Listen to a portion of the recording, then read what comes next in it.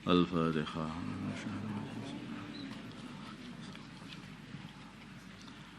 بسم الله الرحمن الرحيم. Babul amri. Di sini bab menerangkan perintah bil muhafadati untuk menjaga ala shalawatil maktubati atas salat-salat yang difardukan, wan nahyi, dan bab menerangkan larangan al-aqidi yang kuat, wal wa'idi, dan ancaman asyadidi yang sangat, fi tarkiha, di dalam fi tarkihinna, di dalam meninggalkan salat-salat fardu. Qala, berfirman Allah Ta'ala, khafidhu ala salawati was salatil wusta. Khafidhu, jagalah kalian semua, ala salawati, atas salat-salat fardu, was salatil wusta, dan salat asar, salat tengah-tengah. Wa qala, dan berfirman Allah Ta'ala, fa in tabu, bila mana kalian bertobat, wa in tabu, bila mana mereka bertobat, wa aqamus salata, dan mereka mendirikan salat, wa atawuz zakata, dan mereka menegakkan zakat. Fa khallu, maka lepaskanlah sabilahum, jalan mereka, orang-orang kafir Quraisy sebetulnya. Wa an Ibnu Mas'ud, dari Abdullah bin Mas'ud radhiyallahu taala an, qala, berkata Abdullah, sa'altu, aku bertanya Rasulullah sallallahu alaihi wasallam, ayul a'mali, amalan mana afdalu, yang lebih utama? Qala, bersabda baginda Nabi, as-salatu ala waqtiha, amalan yang paling utama adalah salat tepat kepada waktunya. Qultu, aku berkata, thumma ayyun, kemudian amalan apa? Qala, baginda Nabi bersabda, birrul walidaini, berbakti kepada kedua orang tua. Qultu, aku berkata, thumma ayyun, kemudian amalan apa lagi? Qala, baginda Nabi bersabda, al jihadu fi sabilillah, jihad di dalam jalannya Allah. Muttafaqun alaih. Jadi begitu pentingnya salat ini, maka salat ini ditaruh di tempat yang paling awal di sini ini. Amalan apa yang paling afdal itu adalah salat lima waktu. Kemudian terus apa? Birrul walidain. Kemudian terus apa? Kemudian baru jihad fisabilillah. Wa Ibnu Umar, karena salat itu adalah pembeda antara seseorang Islam dan orang yang tidak Islam. Itulah, kalau orang ini walaupun dia itu ngaku Islam, kalau tidak salat maka belum ada bedanya, enggak ada nampak bedanya dengan yang tidak Islam. Tapi kalau orang itu sudah salat, nampak sekali bedanya. Oh, ini orang Islam jelas ini. Wa Ibnu Umar, dari Abdullah bin Umar radhiyallahu taala anhuma, qala, beliau berkata, qala, bersabda Rasulullah sallallahu alaihi wasallam, bunia, dibangun al-Islamu, Islam, ala khamsin, atas 5 perkara. Syahadatu alla ilaha illallah, pertama adalah syahadat, sesungguhnya la ilaha, tidak ada Tuhan yang berhak disembah, illallahu, kecuali Allah. Wa anna Muhammadan, dan sesungguhnya baginda Nabi Muhammad sallallahu alaihi wasallam Rasulullah adalah utusan Allah. Wa iqamis salati, dan menegakkan salat. Wa itaiz zakati, dan membayarkan zakat. Wa hajjil baiti, dan haji kepada Baitullah. Wa shaumi Ramadan, dan puasa Ramadan. Muttafaqun alaih. Wa anhu, dan dari Abu Hurairah, ana Abdullah bin Umar, wa an, dari Abdullah bin Umar, qala, berkata Abdullah, qala, bersabda Rasulullah sallallahu alaihi wasallam, umirtu, aku diperintah an uqatilan nas, untuk memerangi manusia, hatta yasyhadu, sehingga mereka bersaksi, an la ilaha illallah, sungguhnya tidak ada Tuhan yang berhak disembah kecuali Allah. Wa anna Muhammadan, dan sesungguhnya baginda Nabi Muhammad sallallahu alaihi wasallam Rasulullah adalah utusan Allah. Wa yaqimus salata, dan supaya mereka menegakkan salat, wa yu'tuz zakat, dan supaya mereka membayarkan zakat. Fa idza fa'alu, bila mana mereka telah berbuat dzalika itu semuanya, syahadat, salat, zakat, asamu, maka mereka telah menjaga minni, dari diriku, menjaga dima'ahum, darah-darah mereka, wa amwalahum, dan harta-harta mereka, illa bihaqqil Islam, kecuali dengan haknya agama Islam. Jadi kalau orang itu sudah mengucapkan kalimat syahadat, menegakkan salat dan membayarkan zakat, maka mereka ini tidak boleh diperangi lagi dan tidak boleh diambil lagi hartanya, illa bihaqqil Islam, kecuali dengan haknya Islam. Maksudnya kalau mereka membunuh, ya sudah haknya agama, aturan agama, mereka harus kisos. Jadi dimak mereka jadi halal karena apa? Karena pernah membunuh saudara Islamnya, seperti itu. Atau mungkin karena zina muhson. Harta mereka jadi harus diambil atau halal untuk direbut kalau mereka tidak membayarkan zakat, atau tidak mau menafkahi orang yang dia wajib untuk menafkahinya dan sebagainya. Wa hisabduhum, dan urusan mereka, hitungan mereka, urusan mereka, Allah, atas Allah, muttafaqun alaih. Kalau sudah setelah itu serahkan Allah, enggak tahu itu hakikatnya gimana. Yang penting kalau sudah mengatakan syahadat, menegakkan salat, membayarkan zakat, sudah. Tuh. Hakikatnya bagaimana? Ya urusan Allah. Makanya di Madinah itu juga ada orang-orang munafikin yang siap syahadat, siap gitu, nampak. Tapi mereka ini hakikatnya ya masih kafir gitu.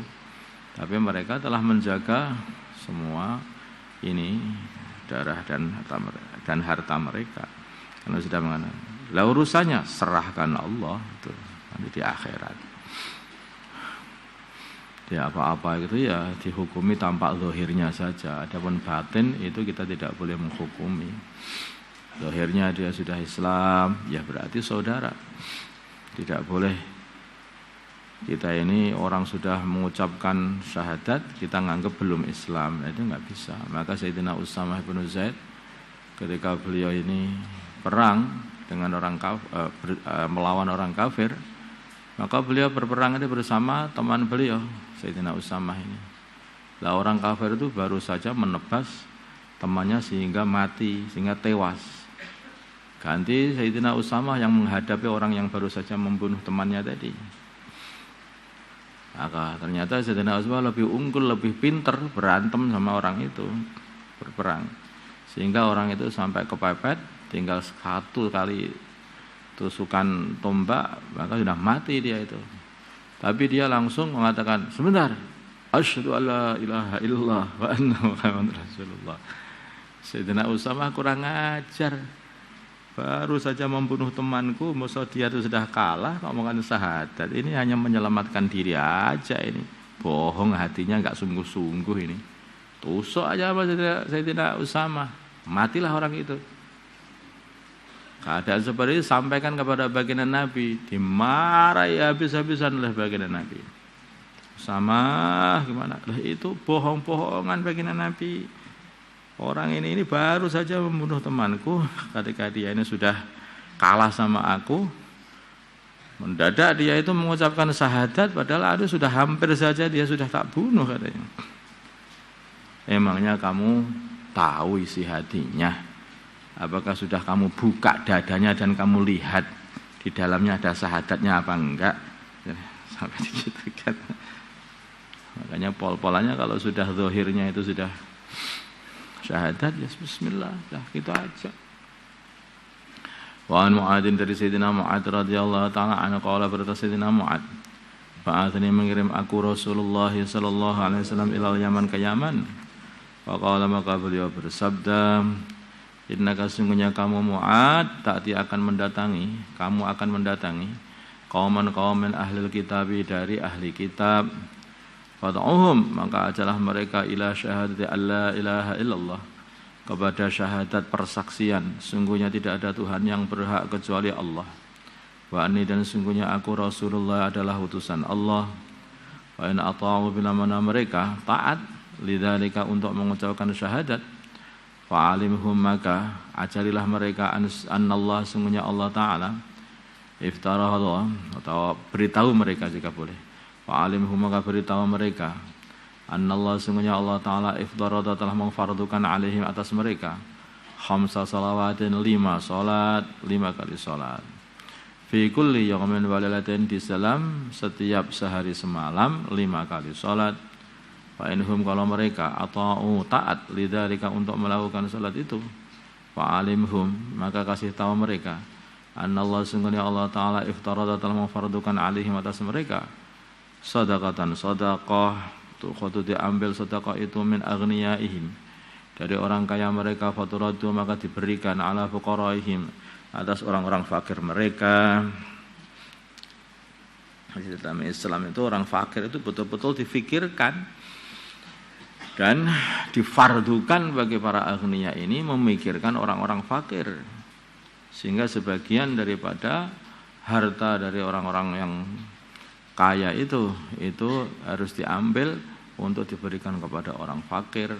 Maka kalau ini diamalkan, nggak ada orang fakir lagi, terus sudah dapat zakat. Sekarang dapat zakat hanya zakat fitrah aja, padahal zakat mal ini loh banyak belum diambil ini. Kalau diambil semua zakat mal itu nggak ada orang fakir, terus dapat aja itu orang-orang itu. Sehingga mau fakir itu nggak bisa, angel. Kalau Islam ini dijalankan, aturan yang dijalankan itu mau miskin itu nggak bisa kayaknya, karena saking banyaknya harta. Nah, sekarang ini nggak ada keseimbangan kalau Islam nggak di aturan Islam itu nggak diamalkan, tidak ada keseimbangan. Yang miskin tetap saja miskin, tidak ada yang memikirkan untuk mengentaskan dari kemiskinan dan kefakiran. Sedangkan yang kaya makin kaya saja. Fa inhum, kalau mereka atau oleh dari taat untuk berbuat itu, fa iyyaka, maka takutlah kamu, wa qaraima amwalihim, harta mereka yang baik-baik.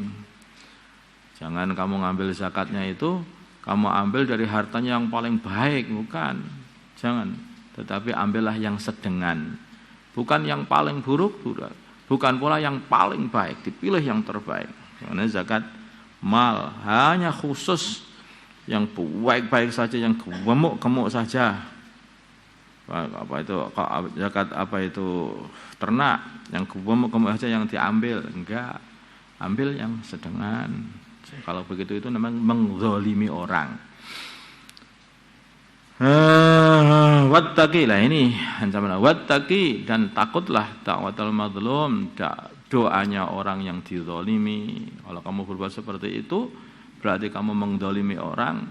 Kalau orang itu kamu zalimi, kok sampai doa kepada Allah, ya Allah, orang ini terus ngambil hartaku yang paling baik aja, ya Allah. Lah bisa hancur itu. Fa innahu, maka sungguhnya laisa bainaha wa bainallah, sungguhnya tidak ada di antara doanya orang yang mazlum wa bainallah, dan di antara Allah hijabun, hijab. Doa apa saja orang-orang itu sudah dizalimi, maka akhirnya dikabulkan, mesti dikabulkan doanya oleh Allah. Tidak ada hijab lagi. Muttafaqun alaih.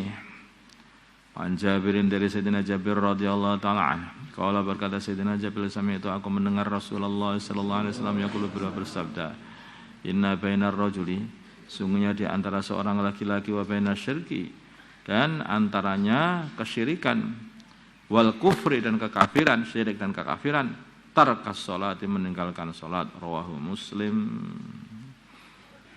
Jadi pembeda atau pembatas antaranya kekafiran dan Islam itu adalah salat ini.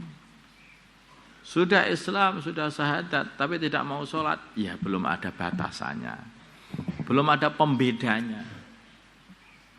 Kalau sudah sholat, sudah nampak pembeda, ada pembatasnya. Makanya orang itu kalau belum sholat itu, sifat-sifat kekafiran itu masih nampak nanti akhirnya. Tapi kalau dia ini sudah sholat, setiap hari menghadap Allah, taat kepada Allah, sifat-sifat kekafiran pun juga akan lenyap dari dirinya. Hanya sifat tunduk tok kepada Allah, taat kepada Allah. Makanya sholat itu akan memperbaiki seluruh amal hakikatnya kalau diamalkan. Sholatnya bagus, tunduknya bagus kepada Allah, seluruh amalan agama akan mudah diamalkan. Kenapa tuh amalan agama kok susah sekali diamalkan? Itu mungkin belum sholat dia itu. Nah, kalau sholat saja dia tidak mau, amalan agama jadi susah diamalkan. Tapi kalau sudah sholat, taat menghadap Allah 5 kali dalam sehari, ini orang itu jadi ringan untuk mengamalkan semua amalan agama. Selagi belum itu, maka masih mudah sekali sifat-sifatnya orang-orang musyrikin itu masih nempel sama dia. Atau dia tidak aman untuk kena sifat-sifatnya orang-orang musyrikin. Jadi tidak aman. Maka begitu orang itu syahadat yang diajari sholat dan dibiasakan ke masjid, nanti jadi aman dia itu. Allahumma salli ala sayyidina Muhammad wa ala ali sayyidina Muhammad wa sallaita ala sayyidina Ibrahim wa ala ali sayyidina Ibrahim wa barik ala sayyidina Muhammad wa ala sayyidina Muhammad barakta ala sayyidina Ibrahim wa ala ali sayyidina Ibrahim fil alamin innaka Hamidum Majid. Allahumma arham ummat sayyidina Muhammad, Allahumma ighfir li ummat sayyidina Muhammad, Allahumma aslih ummat sayyidina Muhammad, alif baina qulubi ummat sayyidina Muhammad. اللهم انصر أمة سيدنا محمد اللهم عاش فيهم سلطانا نصيرا صلى الله على سيدنا محمد النبي الأمي وعلى آله وصحبه وسلم والحمد لله رب العالمين. الفاتحة.